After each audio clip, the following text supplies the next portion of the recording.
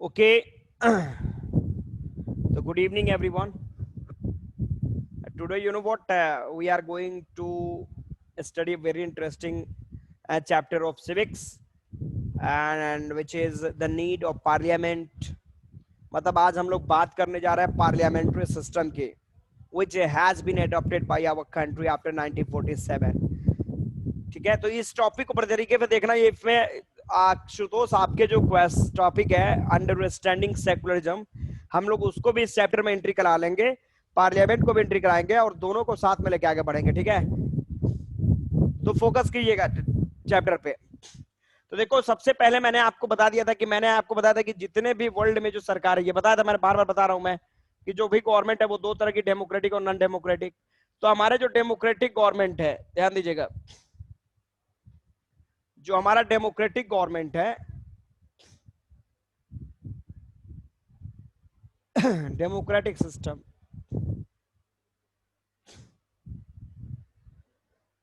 Democratic system हमने क्या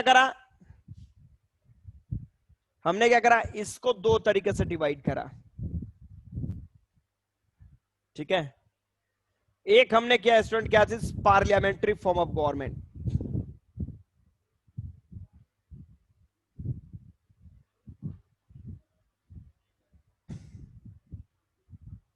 parliamentary form of government, done.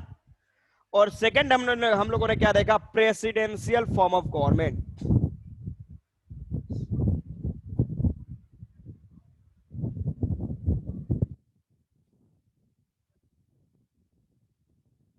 Presidential form of government, done. तो parliamentary system में student, अगर मैंने पहले भी आप लोगों को डिस्कस किया था इस चैप्टर के बारे में, शायद मुझे जहां तक याद है, तो इसमें आपको देखना होगा कि यहां पे इन दिस सिस्टम, इस तरह का जो सिस्टम होता है,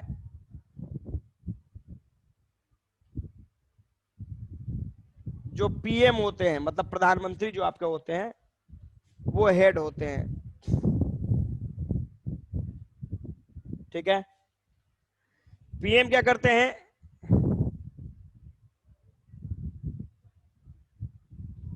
PM takes all decisions. PM सारे के सारे डिसीजंस लेते हैं। और जो प्रेसिडेंट होते हैं,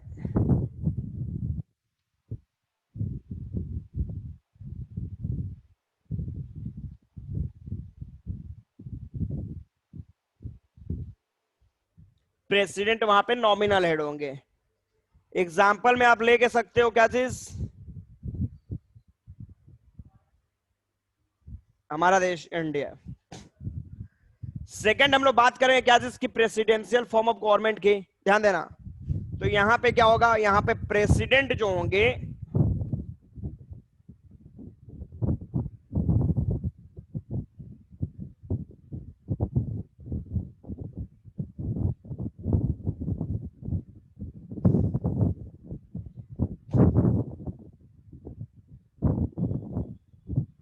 ही टेक्स ऑल डिसीजंस, सारे के सारे डिसीजंस आपके प्रेसिडेंट लेंगे। एग्जाम्पल के रूप में इसका देख सकते हो, यूएसए।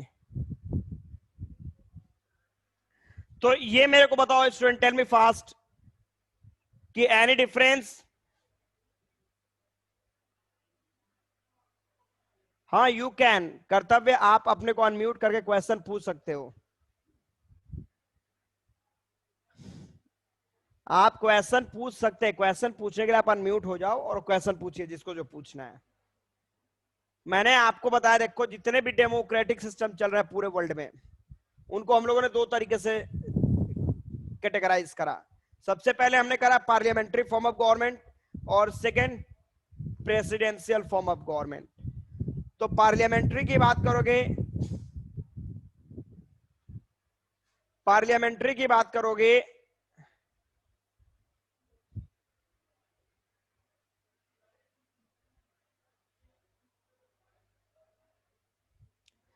प्रेसिडेंशियल फॉर्म की बात करो, उसमें प्रधानमंत्री की कोई जरूरत ही नहीं है, कोई there is no need of प्रधानमंत्री।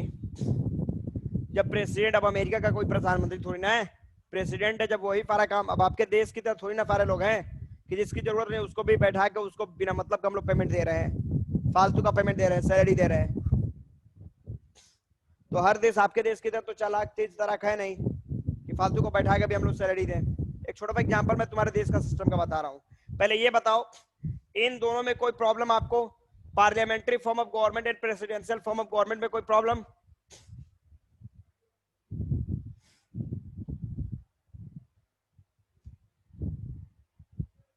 Everyone, do you have any problem? Anybody?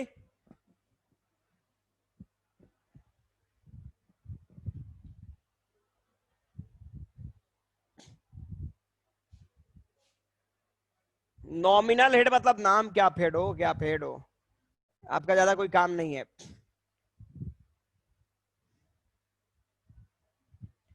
I will tell you, I will tell you, ये सब मैं आपको इस चैप्टर में टॉपिक में बताऊंगा। देखो प्रेसिडेंट का रोल क्या है, ठीक है। प्रेसिडेंट समझ लो कि आपके स्कूल का डायरेक्टर, जो कि नाम का मालिक है, बट काम सारा कौन करता? प्रिंसिपल और टीचर्स करते हैं।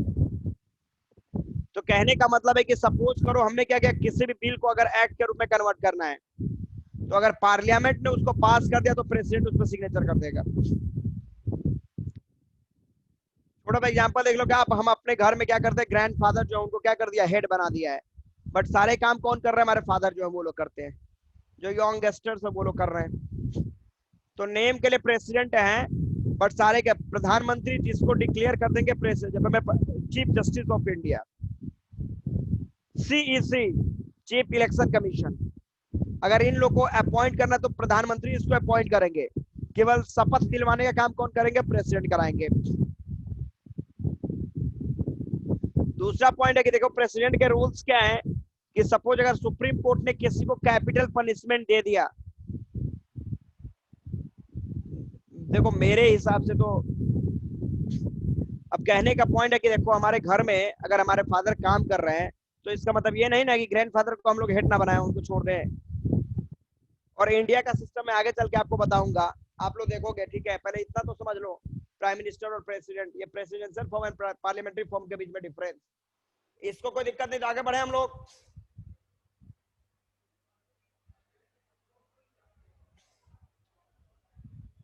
एवरीबॉडी,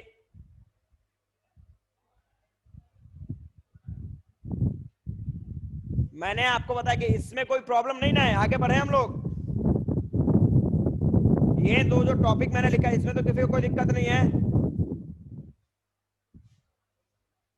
रौनक, क्या प्रॉब्लम है रौनक?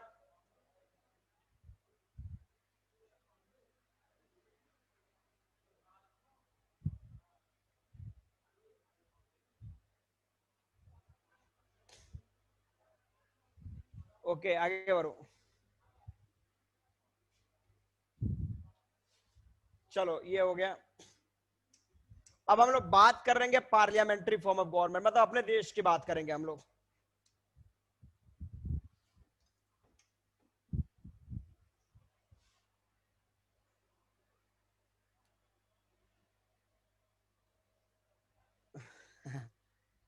अब देखो यहाँ पे सुनो, हम लोग बात कर रहे हैं अपने देश के पार्लियामेंट्री सिस्टम की।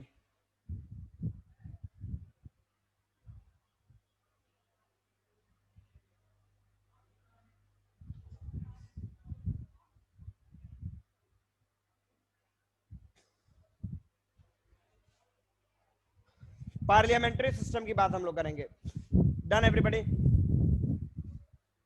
तो देखो ये किस, हमारे देश का जो पार्लियामेंट्री सिस्टम है ये पूरी तरीके से किसके ऊपर टिका है? Political leaders.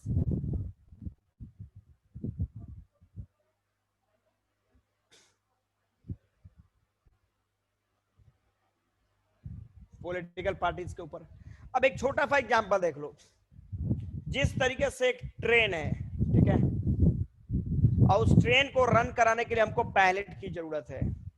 बिना पायलट का ट्रेन रन कर सकता है क्या ट्रैक पे? नेवर। तो इन द सेम वे अगर हम इस पार्लियामेंट्री सिस्टम को अगर अपना किसी तरह का व्हीकल समझ ले, ट्रांसपोर्ट समझ ले, तो उसको जो आगे रन कराने वाला बंदा है उसको हम क्या बोलेंगे? Political parties. छोटा सा एग्जांपल और भी सिंपल समझ लो, देखो ध्यान देना। मैं आपके पार्लियामेंट्री सिस्टम मतलब आपके देश को एक स्कूल से कंपेयर कर रहा हूं, ध्यान देना। जैसे मैं छोटा एग्जांपल देख लो, एक स्कूल है, इस स्कूल को रन कराने के लिए हमें क्या क्या चीज की जरूरत है? तो हमें चाहिए प्रिंसिपल, हमको चाहिए टीचर, हमको चाहिए स्टूडेंट, हमको चाहिए डिसिप्लिन। अगर ये चारों सिस्टम सही तरीके से वर्क कर रहा है तो समझ लो कि ये स्कूल आपका क्या है, प्लस है, कोई दिक्कत। अनदर साइड अगर हम इंडिया की बात कर ले, मतलब ये पॉलिटिकल पार्टियों की भी मैं बात कर रहा हूं, इंडिया की बात कर लो,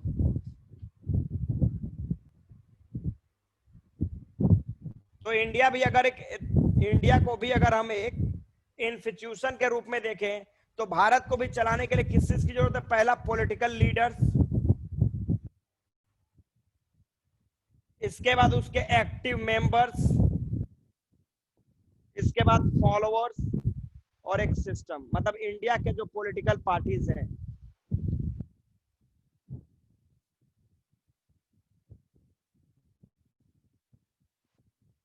कैन एवरीबॉडी, इसको तुम और अलग तरीके से देख सकते हो, ध्यान देना। हमने इंडिया को कुछ और तरीके से डिवाइड कर लिया, इसमें कुछ और आप लोग देख लो। सपोज करो कि हमने क्या किया कि ये मैंने सबसे पहले बोला पॉलिटिकल लीडर्स की बात की, तो जिस तरीके से सपोज करो कि ये प्रिंसिपल जो है, इमेजिन करो कि अगर प्रिंसिपल को हम लोग रिमूव कर दें, यहां पे हटा दें, प्रिंसिपल को हटा दिया हमने, अब बताओ क्या ये स्कूल सही तरीके से रन कर पाएगा? यस कि नो? मैंने आपको बताया कि अगर प्रिंसिपल को हमने हटा दिया, स्कूल रन कर पाएगा? प्रॉब्लम्स क्या होंगे कि सारे के सारे टीचर्स इंडिपेंडेंट हो जाएंगे, वो केवल अपने क्लासेस, अपने सब्जेक्ट के प्रति ध्यान देंगे, और कंडीशंस क्या है कि nobody will come forward to take the whole responsibility of a school. Suppose if a school will be in profit, then everybody will come forward to take its credit, इसकी credit लेने के लिए सब सामने आएंगे। बट अगर school damage कर रहा है, then nobody will come forward, कोई सामने नहीं आएगा। तो प्रिंसिपल जिस तरीके से इंपॉर्टेंट है, सेम उसी तरीके से पॉलिटिकल लीडर जो है, पॉलिटिकल पार्टी आपके देश के लिए इंपॉर्टेंट है।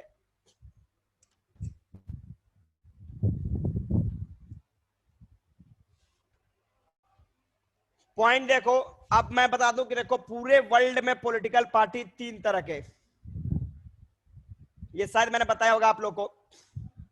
पूरे वर्ल्ड में पॉलिटिकल पार्टियां जो है वो तीन तरह की हैं, सब ये बताया मैंने। Have I explained it?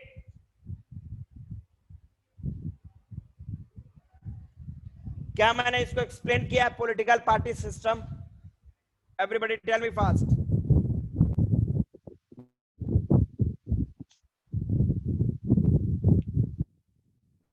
सबको पता है? Everybody knows?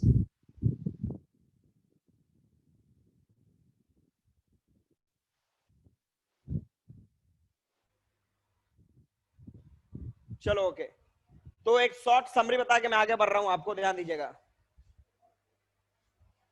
मैंने आपको बताया, देखो आप आशुतोष, आप करो क्या कि रोहित सर के पास एक छोटा सा कॉल कर लो और सर से बताओ कि सर आप अनम्यूट कर दो थोड़ा सा हम लोग को, सर से कुछ क्वेश्चन पूछना है, तिवारी सर ने बोला भी है। ठीक है, सर से एक बार बात करो। अब देखो यहाँ पे पॉलिटिकल पार्टी सिस्टम में मैंने आपको बताया था वन पार्टी सिस्टम,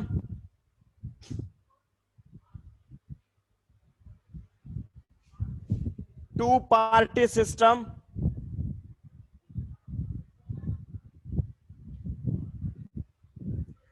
और भैया एक मैंने बताया था आपको multi party system.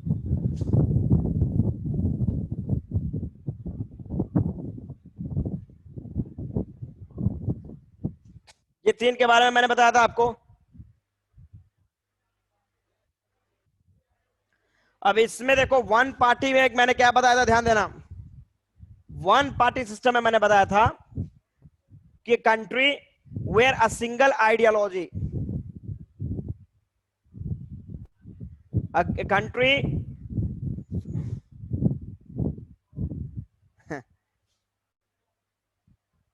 O I don't do that, मैं नहीं करता, नहीं समझे, फिर कहीं कुछ हो गया तो फिर प्रॉब्लम है।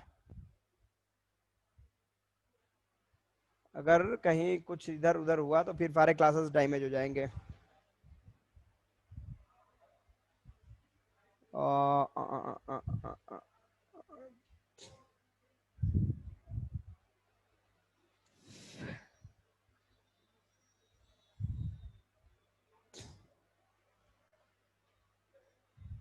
Security, oh I don't do that. मूर्ख है क्या? थोड़ा भी इधर उधर हुआ ना तो पूरा डैमेज हो जाएगा, पूरा क्लास ऑफ हो जाएगा। मैं देख तो रहा हूँ बट हो रही मेरे पे वो, कोई सर आते हैं तो मैं करवाता हूँ। तब तक मेरी बातों को सुनो। Wait, we believe in you, I also believe in you, you can type to arise your question. अब देखो मैंने क्या बताया, छोटा एग्जांपल देख लो। मैंने बोला वन टू मल्टी, तीनों के बीच में डिफरेंस समझना। वन पार्टी सिस्टम, मैंने क्या बताया था कि in one party system a single ideology dominance over the nation, एक ही आइडियोलॉजी पूरे के पूरे देश के ऊपर डोमिनेंसी दिखाएगी। वहां पे क्या होगा कि other ideologies do not have any rights to raise their voice. Getting? Second मैंने आपको बताया था क्या, इसकी जैसे एग्जांपल देख लो यहां पे। मैंने इसमें आपको बताया था हियर अ सिंगल पार्टी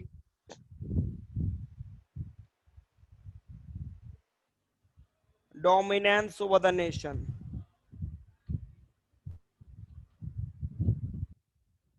मतलब यहां पे एक पार्टी जो है पूरे के पूरे देश के ऊपर, पूरे सिस्टम के ऊपर रूल करेगी। Okay, I am doing that, मैं तीनों को डिफाइन कर रहा हूं। मैंने आपको बताया कि वन पार्टी सिस्टम का मतलब यहां पे एक सिंगल पार्टी पूरे देश के ऊपर डोमिनेंस करेगी। यहां पे क्या होगा, other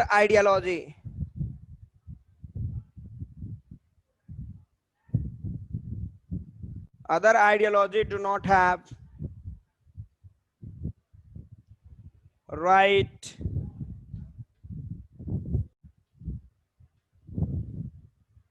to raise their voice. Example में चले जाओ, communist party of China.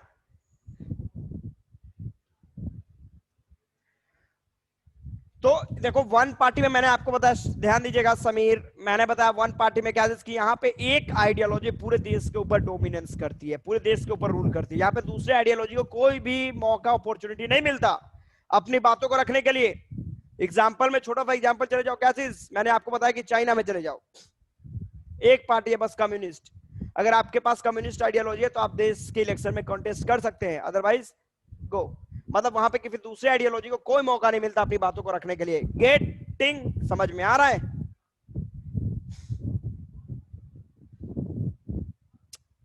One party जहां पे एक आइडिया पूरे देश के ऊपर रूल करे, वहां पे दूसरे आइडियोलॉजी को कोई मौका नहीं मिलता, दबे होते, मतलब other ideologies are being suppressed completely.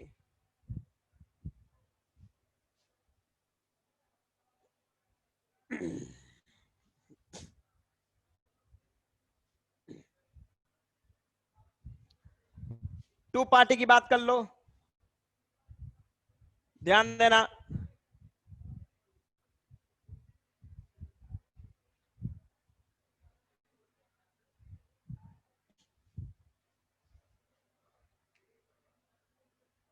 कौन बोल दिया तुमको कि मिलिट्री सिस्टम चल रहा है? Who told you? कहां मिलिट्री सिस्टम चल रहा है? चाइना में मिलिट्री सिस्टम चलता है?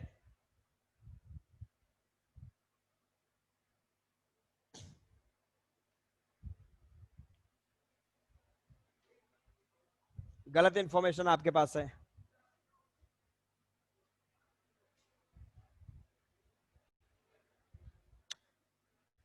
ओके, बहुत सारे स्टूडेंट एक दो नए हैं, एक बार फिर रिकैप कर लो, कोई दिक्कत नहीं है। टू पार्टी, देखो मैं शॉर्टली बता रहा हूं, टू पार्टी सिस्टम का मतलब हियर टू पार्टीज,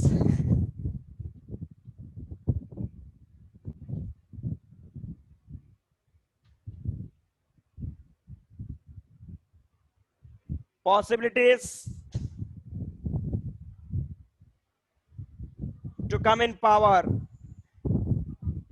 एग्जाम्पल चले जाओ स्टूडेंट, यूएसए। तो यहां पर दो मेजर पॉलिटिकल पार्टियों के पास ऑप्शन होता है कि वो सत्ता में आ सकते हैं। आप चले जाओगे तो छोटा सा एग्जाम्पल देख लो, वन पार्टी का, जैसे मैं नॉर्थ कोरिया में भी चले जाऊं, वहां पे किम जोन, मतलब एक तरह से वन पार्टी को एक तरीके से हम लोग डिक्टेटरशिप के तरीके से समझ सकते हैं, जहां पे किसी दूसरे आइडियोलॉजी को कोई मौका ही नहीं है, बस जो हम सोचेंगे वही आपको समझना है।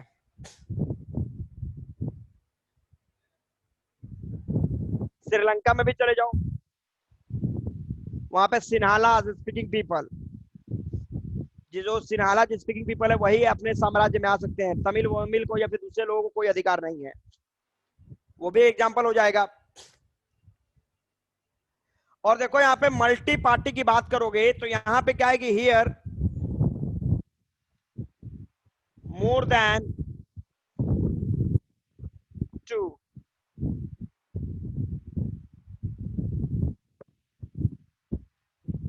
more than two political parties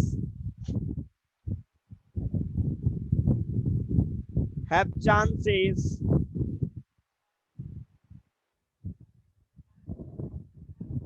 to come in power। भैया एग्जाम्पल में हमारा देश इंडिया, गजब का सिस्टम है हमारे देश का। तो हमारे देश ने communist political party, communist political party, देखो हमारे देश में एक छोटा सा एग्जाम्पल देख लो, इंडिया की बात करो तो भारत ने एडॉप्ट कर लिया क्या, जिसकी मल्टी पार्टी सिस्टम। मतलब क्या, तो हमारा देश वो देश है जहां पे every ideology, all ideologies are being treated equally, all ideologies are same in front of our constitution। हमारे संविधान के सामने सारे के सारे आइडियोलॉजी एक है।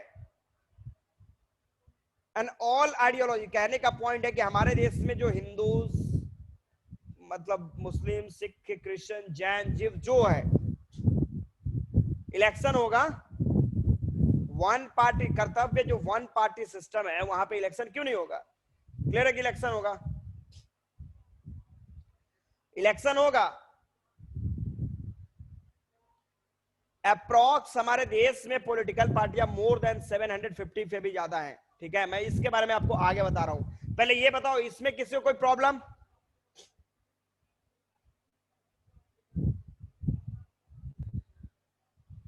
इसमें किसी को कोई problem? Do you have any problem?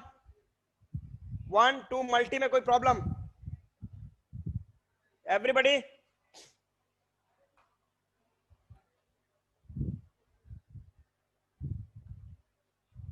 Okay चलो ठीक है। अब चलो हम लोग बात करेंगे अरे भाई, गठबंधन बता रहे हैं हम, गठबंधन भी बता देंगे आपको। आप सारा क्वेश्चन दिमाग में रखना, मैं जब पूछूंगा तो आप लोग जल्दी जल्दी बोलिएगा क्वेश्चन, ठीक है?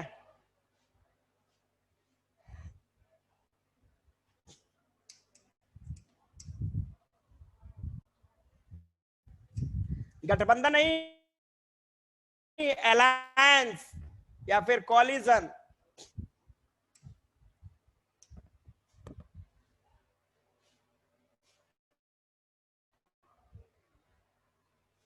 अब चलो मैं आपके देश के पॉलिटिकल पार्टियों की बात, देखो यहाँ पे हमारे देश में जो पार्लियामेंट्री सिस्टम है ये पॉलिटिकल पार्टियों के ऊपर है।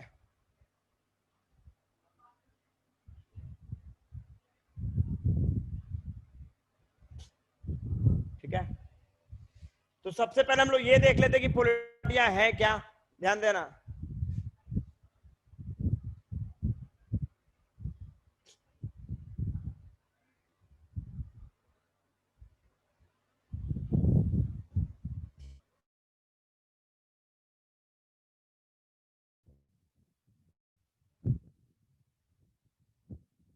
Objectives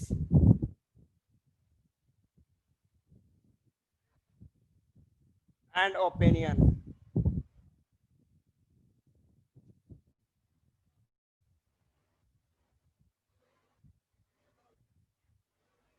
done.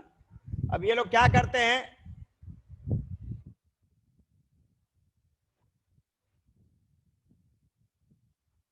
Political party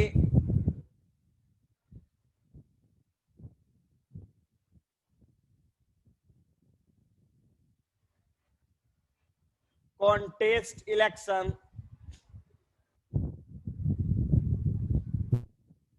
and tries to come in power.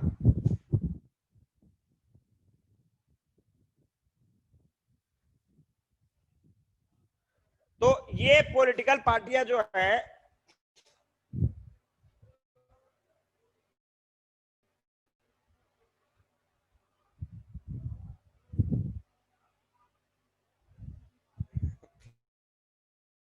Writing करो तो मैं तो इधर लिख रहा हूं आपको जहां पे, तो देखो पॉलिटिकल पार्टियां है क्या, वोट नहीं दिख रहा आप लोग को, ऑडियो वीडियो दोनों क्लियर है everybody, everyone audio video both are clear, fast tell me. तो देखो पॉलिटिकल पार्टी का मतलब मैंने बताया कि पॉलिटिकल पार्टियां क्या करेंगी, तो ये कुछ लोगों का समूह जिनके आइडियाज एक हो, ओपिनियन सेम हो, ये लोग इलेक्शन को लड़ते हैं और इलेक्शन लड़के इलेक्शन में जीतने के बाद वो लोग सत्ता में आने की कोशिश करते हैं, come in, they try to come in power, ठीक है, ये पॉलिटिकल पार्टियां हो गई। अब एक स्टूडेंट ने पूछा कि हमारे देश में टोटल पॉलिटिकल पार्टियां कितनी है, तो पॉलिटिकल पार्टीज इन इंडिया, हमारे देश में पॉलिटिकल पार्टी को दो तरीके से डिवाइड किया गया, एक है नेशनल पॉलिटिकल पार्टीज,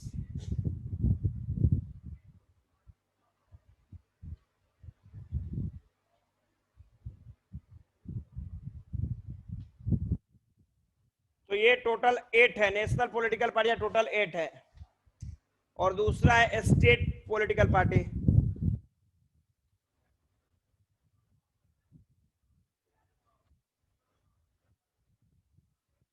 तो ये लगभग मोर देन 750, 750 से भी ज्यादा है, ठीक है। तो ये 8 जो नेशनल, अब 750 का नाम तो आपको बताएंगे नहीं, हमें क्या बात करना है, ये नेशनल पॉलिटिकल पार्टी कि जो सेंटर लेवल पे आपके इलेक्शन को कॉन्टेस्ट करते थे, वो कौन कौन है ध्यान देना। तो इसमें कौन कौन है हम लोग नाम लिख देते हैं, सबसे पहले बीजेपी, इसके बाद है आईएनसी इंडियन नेशनल कांग्रेस, इसके बाद है सीपीआई, इसके बाद है सीपीआईएम, एनसीपी, टीएमसी, बीएसपी, और एक है एनपीपी। तो ये 8 नेशनल पॉलिटिकल पार्टियां हैं जो नेशनल लेवल पे इलेक्शन को कॉन्टेस्ट करती हैं, ठीक है, और इनको छोड़ के except these national political parties more than 750 political parties are क्या रीजनल लेवल के इलेक्शंस को लड़ते हैं। Done everybody. तो अब ये बताओ कि इसमें जितनी भी पॉलिटिकल पार्टियां हैं, इसमें अभी आपके देश में कौन सी पॉलिटिकल पार्टी गवर्न कर रही है, 1 2 3 4 5 6 7 8, कौन नंबर 1 2 3, कौन सी नंबर,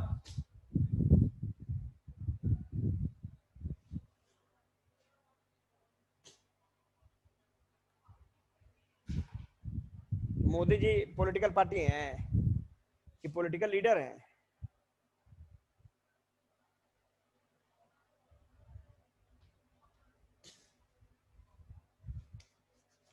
देखो एक स्टूडेंट ने क्वेश्चन पूछा कि सर इन सबका फुल फॉर्म बता दीजिए, ठीक है, तो ध्यान देना। एनपीपी का मतलब नेशनल पीपुल्स पार्टी, बीजेपी का मतलब भारतीय जनता पार्टी, आईएनसी का मतलब इंडियन नेशनल कांग्रेस, सीपीआई का मतलब communist party of India, CPIM का मतलब communist party of India and Marxist, NCP का मतलब नेशनलिस्ट कांग्रेस पार्टी, टीएमसी का मतलब तृणमूल कांग्रेस पार्टी जो भी है, एंड बीएसपी का मतलब ये है बहुजन समाज पार्टी, जो मायावती जी हैं, उत्तर प्रदेश में इनका राज चलता है। तो ये सारे पॉलिटिकल पार्टियां हैं। Done everybody. और अच्छा ये मेरे को बताओ कि 5 कोई स्टेट लेवल की पार्टी का नाम बताओ, रीजनल पॉलिटिकल पार्टियों का नाम। 5 रीजनल पॉलिटिकल पार्टियों के नाम बताओ। बताओ, यहाँ पे मैं लिखते चलता हूँ। चलो बोलो, रीजनल पॉलिटिकल पार्टियों के नाम बोलो। 5, ओनली 5। चलो first tell me first. Okay very good. पहला है आप। सेकंड एक बंदे ने लिखा एसपी, समाजवादी पार्टी। पर अनम्यूट कर दीजिए।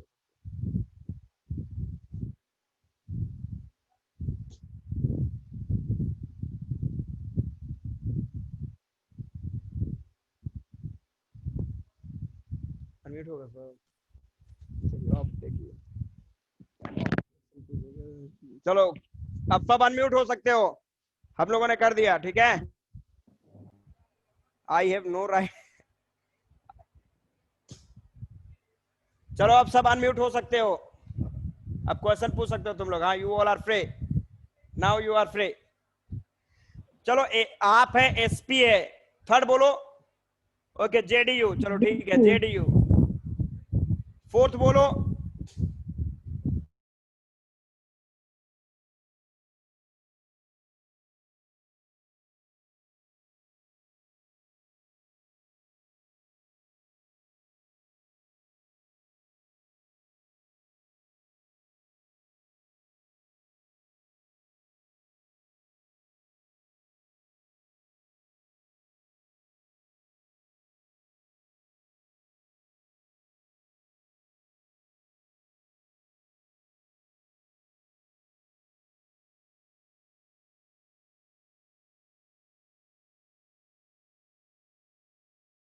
सर वीडियो नहीं आ रहा है, वीडियो नहीं आ रहा है।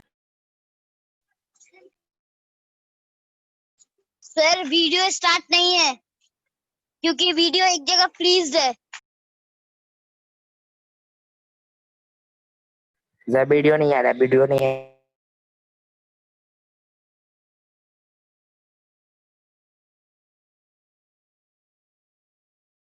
सर नहीं है।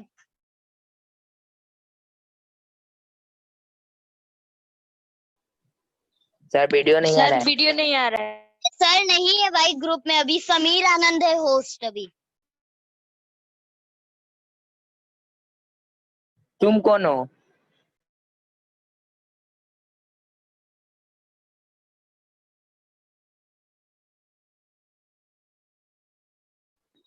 तुम मतलब? जो बोल रहा है कि समीर आनंद होस्ट है। देखा यहाँ देखो, तो हमने आप लोगों ने बहुत अच्छा 5 स्टेट लेवल की पॉलिटिकल पार्टियों का नाम बताया, जिसमें एक है आप, एसपी, जेडीयू, आरजेडी, एलजेपी। ये सारे 5 मतलब स्टेट लेवल की पॉलिटिकल पार्टियां हैं। Done everybody? अब इसमें किसी को कोई problem? No sir. No problem. No sir. हाँ ये भी है। चलो तो मैं इसको भी इरेज कर रहा हूं, ठीक है। चलो इसको हटाओ। देखो हम लोग पॉलिटिकल पार्टी पार्लियामेंट्री सिस्टम की बात कर रहे हैं, तो बिना आपके सर लीडर लोग की साउंड बात किए हुए प्रॉब्लम हो रहा है। पार्लियामेंट्री सिस्टम की बात नहीं कर पाओगे। कौन सा प्रॉब्लम? सर साउंड प्रॉब्लम सबको हो मेरी रहा है। आवाज जा रही है एवरीबॉडी? यस सर खटखट आवाज की जा आ रही रहा है है। सबको? नो सर, फटफट क्या रहा है? कौन क्या करके आ रहा है? Buffing buffing.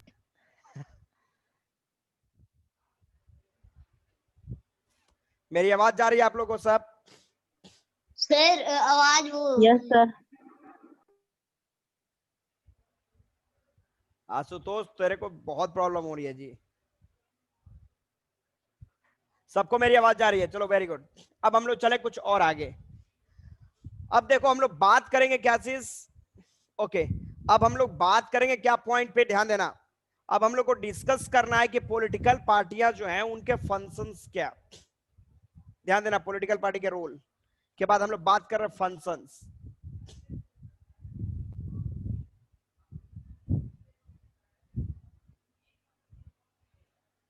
Function of political party कि पॉलिटिकल पार्टियां करेंगी क्या। ध्यान देना, तो करेंगे क्या में हम लोग चलेंगे कहां पे, एक एक पॉइंट पे चलेंगे। देखो क्या पॉलिटिकल पार्टियां करती हैं।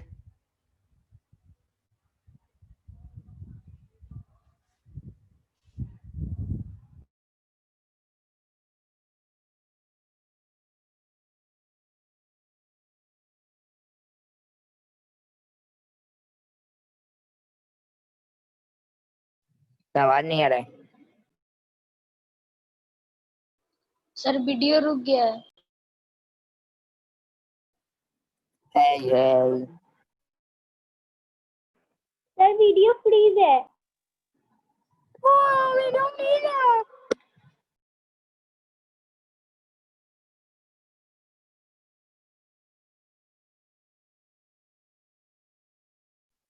Hello everyone.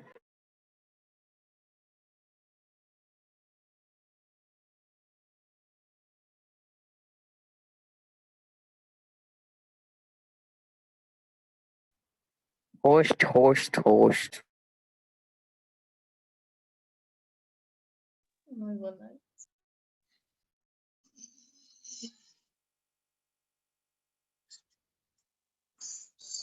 सर वीडियो नहीं आ रहा है।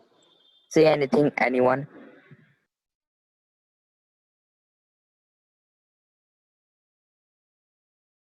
कॉन्टेस्ट इलेक्शन, हमारे पॉलिटिकल लीडर क्या करेंगे, इलेक्शन को कॉन्टेस्ट करेंगे।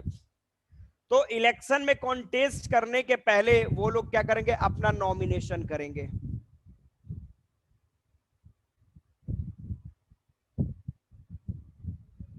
सेम मैं आपकी बात कर रहा हूं, जैसे में आप 9th में जाओगे तो बोर्ड की तैयारी करोगे। अब मैंने आपको बताया कि सपोज करो कि अगर आप 9th में जाओगे तो एग्जाम बोर्ड के लिए, आप 10th के बोर्ड के लिए तैयारी करोगे। तो 9th में जाने के बाद सबसे पहले आपका रजिस्ट्रेशन होता है। तो जैसे में 8 में अभी आप हो, तो जिस स्कूल में होकर चाहो, if you want then you can change your school, आप अपने स्कूल को बदल सकते हो। बट जैसे 9th में आप जाते हो और आपका रजिस्ट्रेशन हो जाता है, तो जिस स्कूल से आपका रजिस्ट्रेशन हो जाता है, आप उस स्कूल के परमानेंट स्टूडेंट हो जाते हैं। अब आप चाह के भी उस स्कूल को बदल नहीं सकते, यू कैन नॉट चेंज। तो जिस तरीके से स्टूडेंटों का रजिस्ट्रेशन होता है, उस तरीके से पॉलिटिकल लीडरों का नॉमिनेशन होता है। तो अभी आप देख रहे हो ना, छपरा में आपके नॉमिनेशन चल रहे हैं ना, एवरीडे नॉमिनेशन हो रहा है, देख रहे हैं आप लोग। हाँ, वेरी गुड। तो ये नॉमिनेशन, अब देखो क्या होता है कि नॉमिनेशन जो होता है, इसमें जो आपके पॉलिटिकल लीडर्स हैं वो कुछ डिक्लेरेशन फॉर्म फिलअप करते हैं। डिक्लेरेशन फॉर्म, ध्यान देना, डिक्लेरेशन फॉर्म क्या है।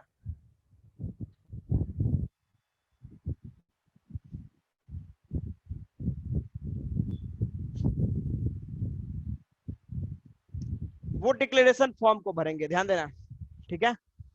तो डिक्लेरेशन फॉर्म में वो क्या फिल करते हैं, ध्यान दीजिएगा, क्या फिल करेंगे। तो 3 पॉइंट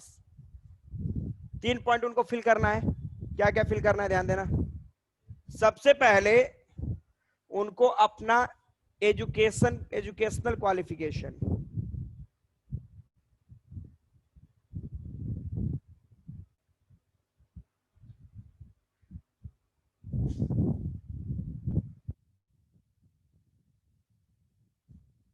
फर्स्ट एजुकेशनल क्वालिफिकेशन उनको फिल करना है कि भाई साहब आप पढ़े लिखे कहां तक हैं।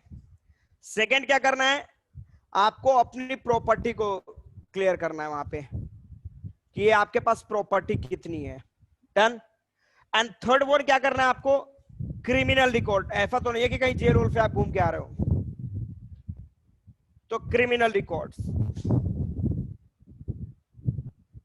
तो ये डिक्लेरेशन फॉर्म में ये 3 पॉइंट आपको फिलअप करना है। जो हमारा पॉलिटिकल लीडर होता है, ये 543। सर तो क्रिमिनल रिकॉर्ड होगा तो फिर क्या होगा? सुनो मैं बता रहा हूं।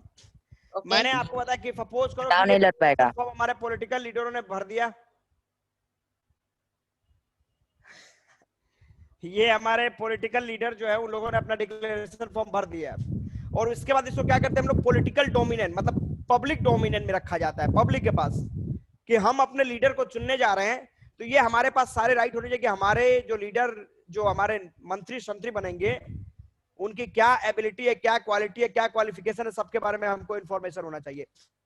अब इमेजिन करो कि कोई पॉलिटिशियन अपने डिक्लेरेशन फॉर्म में भरता है कि भाई साहब हम कुछ पढ़े लिखे नहीं है, 0, और अगर वो इलेक्शन को लड़ता है जीतने के लिए, तो हम लोग जैसे लोग देखेंगे ना इस चीज को कि भाई हम लोग कहाँ, कोई बंदा जो ग्रेजुएट है, जो एमए किया है, जो पीएचडी किए हुए लोग हैं, बड़े बड़े क्वालिफिकेशन लिए हुए हैं, और किस लेवल के लीडर को चुनने जा रहे हैं? तो एक ऐसे लीडर को जो कुछ पढ़ा लिखा नहीं है, he knows nothing about ABC, वो कुछ जानता ही नहीं है। अगर वो बंदा अगर डिक्लेरेशन फॉर्म में भरना नहीं होता तो इस चीज को हाइड कर सकता था, छिपा सकता था कि भाई हम अनपढ़ नहीं है, वो नहीं है, तो इससे क्या होता कि सामने वाले बंदे बेवकूफ बन सकते थे। बट यहाँ पे क्या हुआ कि एजुकेशनल क्वालिफिकेशन हमने क्लियर नो। देखो आपके देश में एक ऐसा सिस्टम बनाया गया कि यहाँ पे एक प्यून बनने के लिए, छोटा सा पॉइंट देखना, एक प्यून भी बनने के लिए आपको कम से कम 10th पास होना चाहिए। बट अगर देश का लीडर आपको बनना है, जो देश को लीड करेगा, वो अंगूठा छाप भी होगा तो वो देश का लीडर बन सकता है। तो सिस्टम बनाने वालों ने कॉन्स्टिट्यूशन को तैयार कर दिया और जिसको हम लोग जैसे लोगों को फॉलो करना है और इसको ढो रहे हैं आज तक सब कोई। तो इतना समझ लो कि ये तो वही हो गया, समझ में आ रहा क्या चीज, कि हमको टीचर चाहिए B.Ed, हमको टीचर चाहिए वेल क्वालिफाइड, और उस स्किल का प्रिंसिपल जो है वो एकदम इलिटरेट है। कैसे स्कूल चलेगा, कैसे स्कूल मैनेज किया जाएगा? तो ये सिस्टम आपके देश में चलता है कि हमारे देश में मंत्री हो, संतरी हो, आपके प्रधानमंत्री हो, मुख्यमंत्री, कुछ भी बनना हो तो इसमें कोई क्वालिफिकेशन की जरूरत नहीं है, देयर इज नो नीड। आप कुछ नहीं जानते फिर भी आप देश के इलेक्शन को लड़ सकते हैं। ये सिस्टम हमारे देश के कॉन्स्टिट्यूशन ने बनाया। खैर जो भी है उसकी अपनी प्रॉब्लम है। हाँ, why not, he has qualification. Second मैं बता रहा हूं, देखो यहाँ पे प्रॉपर्टी की बात करोगे। अब प्रॉपर्टी की बात करोगे, प्रॉपर्टी को अगर मेरे पास कितनी प्रॉपर्टी है मैं तुमको क्यों बताऊं? Why should I show my property before the sir crowd? Sound लोगों के सामने प्रॉब्लम मैं हो रहा अपनी है। प्रॉपर्टी क्यों आवाज नहीं आ रही है आप लोगों को मेरी? Yes sir. सर आवाज आ रही है। आवाज आ रही है आप लोगों को? Yes sir. आवाज आ रही है? Yes sir. चलो ठीक है, मेरी बात समझो।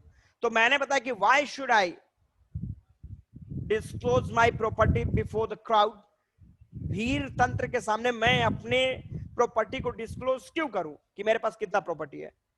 बट यहां पे क्या है, डिक्लेरेशन फॉर्म, मतलब अब आप एक पर्टिकुलर आदमी नहीं, आप देश के नेता बनने जा रहे हैं, लीडर बनने जा रहे हैं, तो आप इंडिविजुअल नहीं है, आप लाखों लोगों को रिप्रेजेंट करने जा रहे हैं, तो आप इंडिविजुअल नहीं है, आपकी कोई प्राइवेसी नहीं है, हर चीज आपको पब्लिक के पास शेयर करना पड़ेगा। तो आपने क्या देखा कि प्रॉपर्टी में, सपोज इमेजिन करो कि मैं लीडर के पोस्ट पे लड़ने वाला हूं, MLA, इमेजिन कर लो, और मैंने क्या करा, MLA के पोस्ट पे लड़ने वाला हूं, मैंने डिक्लेरेशन फॉर्म भर दिया। मैंने करा कि भाई डिक्लेरेशन फॉर्म में एजुकेशन क्वालिफिकेशन भरा कि भाई पढ़ा लिखा तो 0, कुछ नहीं। प्रॉपर्टी में मैंने लिखा 10 लाख, 10 लाख रुपीज मेरे पास है। कितना, हाउ मच? 10 लाख। 10 लाख। 10 लाख पास है। और क्रिमिनल रिकॉर्ड में मैंने 0 कर दिया, भाई कोई क्रिमिनल रिकॉर्ड है ही नहीं है मेरे पास, मतलब एकदम फ्रेश व्हाइट ड्रेस है मेरा, कोई दाग नहीं है। अब इमेजिन करो कि इस साल आप लोगों ने वोट देके मेरे को जिता दिया। चलो property shows only money, Sameer ध्यान देना, प्रॉपर्टी क्या क्या शो करता है मैं ये बता रहा हूं। इमेजिन करो कि आप लोगों ने मेरे को जिताया, मैं MLA बन गया, 5 साल तक पब्लिक के लिए मैंने कुछ नहीं करा, केवल अपने प्रॉपर्टी को बढ़ाया, डेवलप कराया। अब 5 साल के बाद फिर मैं इलेक्शन लड़ूंगा, तो उस समय मैंने अब लिखा कि मेरे पास भैया डेंजर प्रॉपर्टी है। देखो यहाँ पे, तो पहले फर्स्ट इलेक्शन में मेरे पास कितना था, 10 लाख रुपीज, और आफ्टर 5 इयर्स जब सेकेंड टर्म में लड़ने गया तो उस समय मैंने लिखा कि मेरे पास 500 करोड़, 500 करोड़ की प्रॉपर्टी मेरे पास है। अब आपने सेकंड इलेक्शन में भी डिक्लेरेशन फॉर्म भरा, उसमें लिखा कि मेरे पास 500 करोड़ रुपए है। तो इमेजिन करो कि हम लोग जैसे लोग तो इस चीज को देखेंगे कि भाई 5 साल पहले ये बंदा जब इलेक्शन लड़ा था तो इसके पास केवल 10 लाख रुपए थे, तो 5 साल का मतलब क्या हुआ, 60 months, 60 महीने, और इसका सैलरी है लगभग 1 लाख रुपए, तो इसके पास कितना, 60 लाख रुपए भरना चाहिए था, ज्यादा से ज्यादा 60 लाख उसके पास भरना चाहिए था। हाँ सही बोल रहा, MLA 5 दिन के बाद स्कॉर्पियो ले लेता है, देखा है ना? हाँ सही बात है। अब देखो सर कोई ऑडी ले लेता है, तो ये 10 लाख और ये 60 लाख, टोटल कितना हुआ उसके पास, 70 लाख। कोई फरारी ले लेता है। चल रहे भाई इसको, इसीलिए मैंने हम लोगों ने आप लोग को म्यूट करके रखा था। नहीं है, इसलिए म्यूट करके आप लोग को रखा गया था। आप लोग केवल जो क्वेश्चन पूछना है वो क्वेश्चन पूछिए, ठीक है, बिकॉज टाइम आप लोग का जाता है। तो अब देखो, अब इस टाइम अगर टर्म सेकंड टर्म में अगर उसने लिखा मेरे पास 500 करोड़ है, तो हम लोग देखेंगे ना भाई कि इसके पास ज्यादा से ज्यादा 70 लाख होना चाहिए था, 1 करोड़ होना चाहिए था, 2 करोड़, 3, 10, 20, 50 करोड़ होना चाहिए था। ये 500 करोड़ इसके पास कहा था, मतलब इसने देश के लिए कुछ नहीं किया, केवल अपने बैंक अकाउंट में फोकस किया है। तो अगले इलेक्शन में इसको वोट दोगे कोई? नहीं नहीं सर। कोई भी इस बंदे को वोट नहीं देने जा रहा है। तो कहने का मतलब ये डिक्लेरेशन फॉर्म इंपॉर्टेंट है कि नहीं है हमारे लिए? है डिक्लेरेशन फॉर्म सर। हम लोग एफिडेविट भी कहते हैं, ये हमारे लिए इंपॉर्टेंट है। Sir Yes. सैलरी कितना है एक महीने का? क्या सर एमएलए का सैलरी कितना है 1 मंथ का? लगभग अब आपके 1.5 लाख 1,50,000 अब हो चुके हैं सैलरी। यही एक ऐसा पोस्ट है जिसका सैलरी बढ़ता चला जाता है, नहीं तो और कहीं नहीं, बहुत कम सैलरी बढ़ता है लिमिट में। तो सबसे मेहनती लोग यही होते हैं, पॉलिटिकल लीडर सबसे ज्यादा मेहनत करते हैं, सबसे ज्यादा पसीना गिराते हैं, एकदम देश के लिए एकदम गजब का मेहनत। बॉर्डर पे यही लोग होते हैं।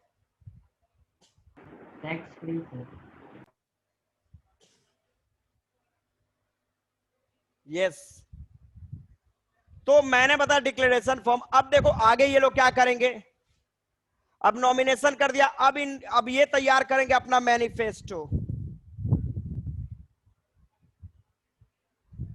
देखो मैनिफेस्टो क्या होता है, तो ये है प्रोमिसेस, वादा। Made by a political leader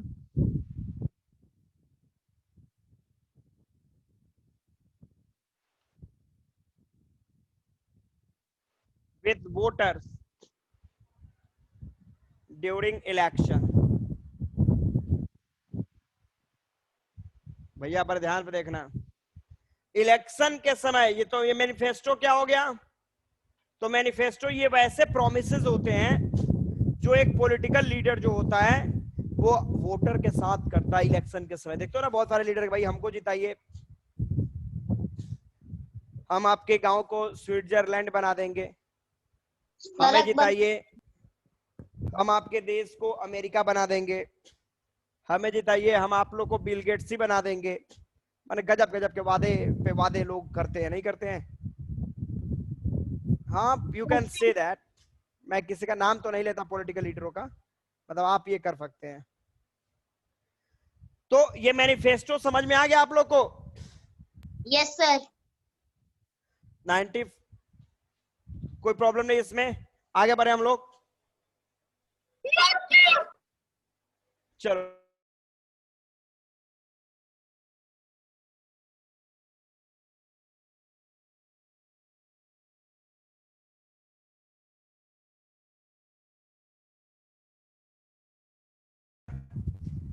उसके बाद क्या करेंगे, फिर अगला वर्क, उसके बाद हम लोग कैंपेनिंग करते हैं।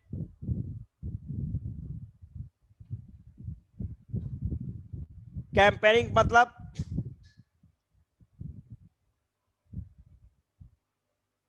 Connection with voters. अब डायरेक्ट वोटर के साथ कनेक्ट होंगे हम लोग।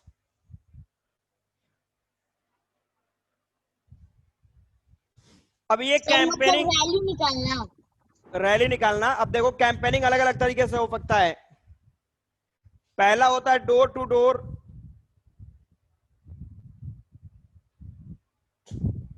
दूसरा होता है पब्लिक मीटिंग,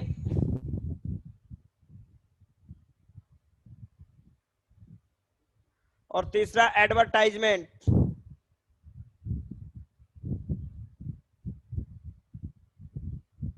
तो डोर टू डोर के बारे में तो आपने जाना ही है। देखना लीडर लोग घर घर जाके खटखट, क्या भैया, तो ये देखिए ये हमारा सिंबल मिला है, इस पे वोट देके हमको जिताइए। ऐसे देखना सारे नेताजी लोग को।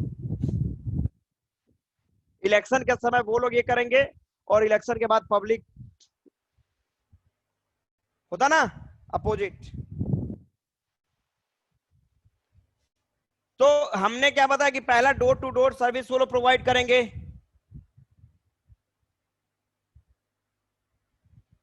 हाँ वही वही बता रहे हैं, पब्लिक मीटिंग करेंगे और एडवर्टाइजमेंट करेंगे।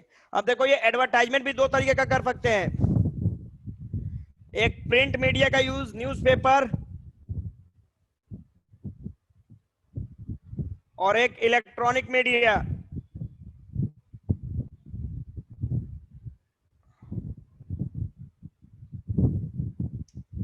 तो प्रिंट मीडिया मतलब न्यूज़पेपर की बात कर रहा हूं मैं, देखते हैं न्यूज़पेपर बड़े बड़े पहले ही पेज में एकदम आते हैं भाई एफएफ सिंपल करके, अपने सिंपल के बाद कि अब फिर इस पे वोट देके इनको विजय बनाए। और दूसरा है क्या चीज कि तुम्हारा क्या चीज, मैंने बोला इलेक्ट्रॉनिक मीडिया मतलब टेलीविजन पे, टीवी, रेडियो पे, इस पे भी आते हैं बहुत सारे कि नहीं है अब की बार इनकी सरकार, देखते होंगे आप लोग। तो ये है पब्लिक मीटिंग। आगे बढ़ो स्टूडेंट। अब हम लोग बात कर रहे हैं कि अब इलेक्शन हो गया, हम लोगों ने पहले के टाइम में देखो क्या होता था, पहले के टाइम में बैलेट पेपर का यूज किया जाता था इलेक्शन के वोट देने के लिए। हमारे जो सपोज हमारे देश ने एक system universal adult franchise adopt किया है, मतलब एनीवन हु इज ऑफ 18 और above has right to vote. अब पोस्टर का भी यूज सब प्रिंट मीडिया में चला जाएगा, वो सब प्रिंट मीडिया में आएगा। तो देखो मैंने आपको बताया, छोटा सा पॉइंट समझाया मैंने क्या चीज कि सपोज पहले के टाइम में जो हम लोग इलेक्शन में वोट देने जाते थे वो तो चिल्ड्रेन कैन नॉट वोट। अच्छा तुम 10th का एग्जाम दे सकता है अभी अनीश? अभी जॉब कर सकते हो? Yes sir. अनीश जॉब कर सकते हो अभी? Yes sir. अच्छा देखो कहने का पॉइंट सिंपल सा ये समझ लो कि चिल्ड्रेन कहने का मतलब एक ऐसा एज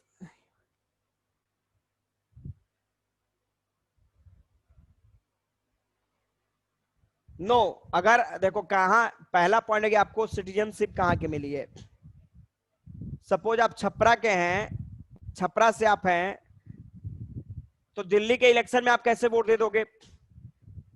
आपका जो वोटर लिस्ट में जो नाम है वो तो छपरा कॉन्स्टिट्यूएंसी से है ना। अगर आप छपरा कॉन्स्टिट्यूएंसी के तो आप सिवान में वोट नहीं दे सकते, अपने स्टेट में वोट नहीं दे सकते, दूसरे जगह की बात ही छोड़ो। अगर छपरा डिस्ट्रिक्ट से हो तो छपरा डिस्ट्रिक्ट में ही जो इलेक्शन, वो भी जिस पंचायत से आप है वहां पे आप वोट देंगे।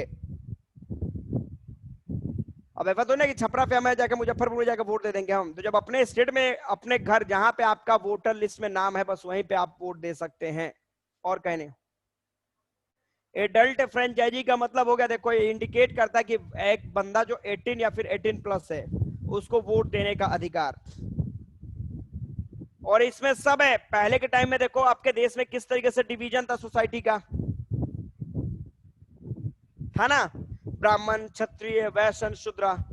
बट आज क्या है कि one person one vote and one value, ये सिस्टम को आपके देश से कॉन्स्टिट्यूशन ने अडॉप्ट किया। मतलब एनीवन जो बंदा अपने आइडेंटिटी में, अपने नेशनलिटी में इंडियन लिखता है और वो 18 या फिर 18 प्लस है, चाहे वो लेडीज है, जेंट्स है, अनटचेबल है, एससी है, एसटी है, दलित है, माइनॉरिटी है, फॉरवर्ड है, बैकवर्ड है, लेडीज है, जेंट्स है, गरीब है, अमीर है, मतलब नहीं है। मतलब क्या है, अगर वो अपनी नेशनलिटी में इंडियन लिखता है और वो 18 या फिर 18 प्लस हो चुका है, he has right to vote, उसके पास वोट देने का अधिकार है। And no one can snatch this right from him, कोई उससे वो अधिकार छीन नहीं सकता। Sameer getting?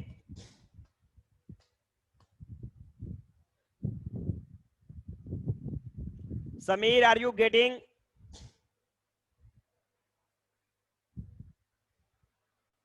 Yes sir getting. तो किंग अपने नाम के सामने लिखा है, किंग आशुतोष। नहीं सर वो लिखा गया है। तुम किंग है? कहाँ का किंग है? छपरा का किंग लिखता है।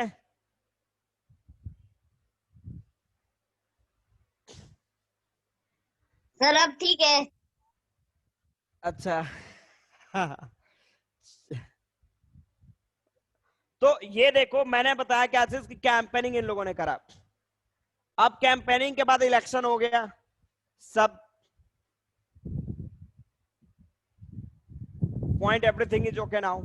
अब क्या हुआ कि जिस पॉलिटिकल पार्टी को सबसे ज्यादा सीट मिला, ध्यान देना, the political party which gets maximum seats become, ध्यान देना, जिसको मैक्सिमम सीट मिला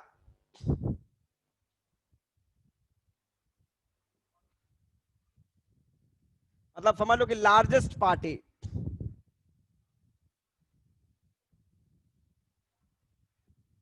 इसको हम लोग बोलेंगे रूलिंग पार्टी।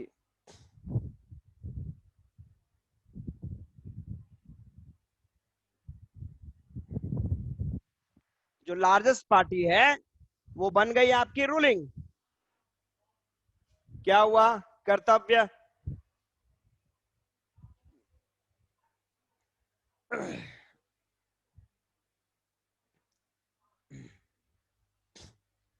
अभी थैंक यू बोलता, अभी टॉपिक और है। बोर्ड पे देखो, मैंने आपको बताया कि लार्जेस्ट पार्टी। अब देखो यहां पे मैं पहले इसको इरेज करके समझाता हूं, इसको भी समझ लो।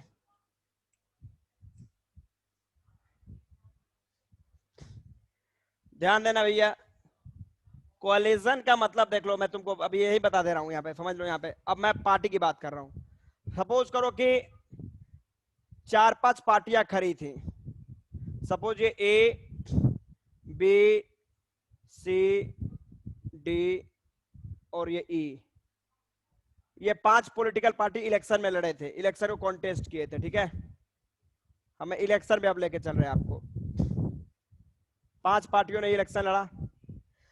गवर्नमेंट बनाने के लिए चाहिए, देखो पॉलिटिकल पार्टी को, टू फॉर्म गवर्नमेंट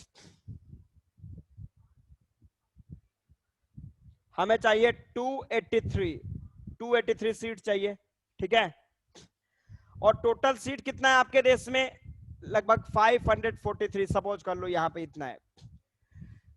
तो इसमें क्या हुआ कि सपोज करो कि ये ए जो है इसको मिल गया 250 सीट,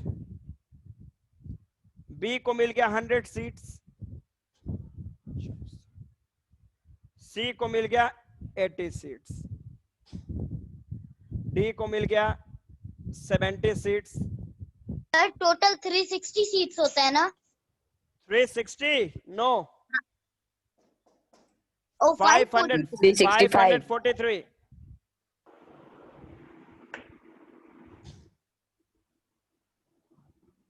पहले सुनो मैं जो बता रहा हूं, क्या मैं बता रहा हूं।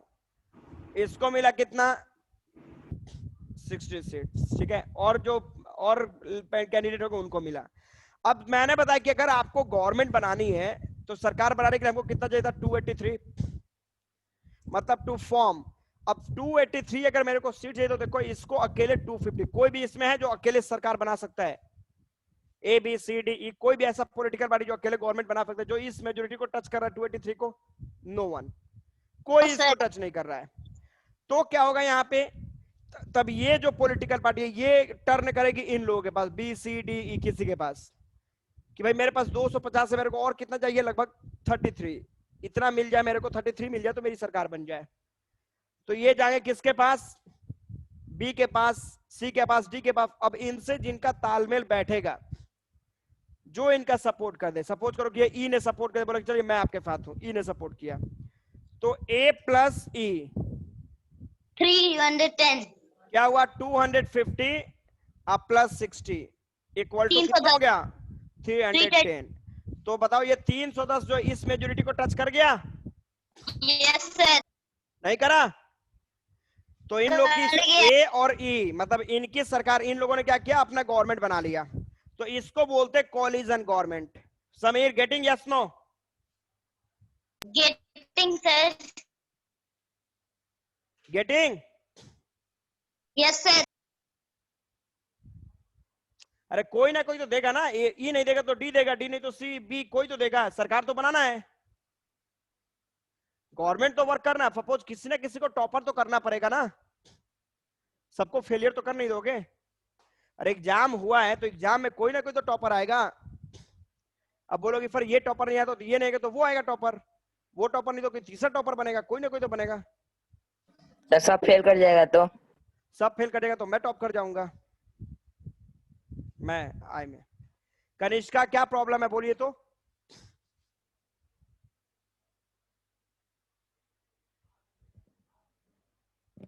Kanishka what is the problem? Sir repeat it. मैंने आपको बताया, देखो मैंने बताया कोलिजन गवर्नमेंट क्या है, मतलब गठबंधन की सरकार मैंने बोला, ठीक है। तो इसमें मैंने बताया गठबंधन का मतलब suppose A B C D E 5 political पार्टियां इलेक्शन को कॉन्टेस्ट करती हैं। हमको सरकार बनाने के लिए चाहिए कितना 283 सीट्स, ठीक है। तो इसमें ए को मिला 250, बी को मिला 100, 80, 70, 60, ये सब अलग अलग मिल गया। किसी की सरकार बन रही है क्या? No sir. किसी की सरकार नहीं बन रही है। तो हम लोग क्या करेंगे कि अब ए ने क्या किया, बी सी डी ई किसी एक का सपोर्ट लिया और सपोर्ट लोग लेके तब उन लोगों ने सरकार बनाया, ठीक है। तो कोलिजन ये हो गया। तो कोलिजन के डिफिनीशन की बात करोगे तो क्या कर दोगे, व्हेन 2 और मोर पार्टीज कम टुगेदर। ध्यान देना, कोलिजन एंड अलायंस दो तरह के वर्ड्स हैं। तो कोलिजन का मतलब हो जाएगा आफ्टर इलेक्शन व्हेन 2 और more parties come together to form the government, then it is called क्या, कोलिजन। डन समीर? जब इलेक्शन के बाद 2 या 2 से ज्यादा पॉलिटिकल पार्टियां एक साथ मिलती है सरकार बनाने के लिए तो उसको कोलिजन कहते हैं। दूसरा एक और वर्ड है अलायंस, कि बिफोर इलेक्शन, इलेक्शन के पहले, व्हेन 2 और more parties come together to contest election, election को कॉन्टेस्ट करने के लिए जब सामने आएंगे तो उसको बोलेंगे हम लोग अलायंस। दोनों गठबंधन है। अलायंस का मतलब बिफोर इलेक्शन, इलेक्शन के पहले 2 या 2 से ज्यादा पार्टियां जो मिलते हैं उसको अलायंस कहते हैं। और इलेक्शन के बाद जब 2 या 2 से ज्यादा पार्टियां मिलती है सरकार बनाने के लिए तो उसको हम लोग कोलिजन गवर्नमेंट बोलते हैं। Sameer getting yes no? Sir हाँ बोलो। सर गठबंधन और महागठबंधन को इंग्लिश में क्या कहते हैं?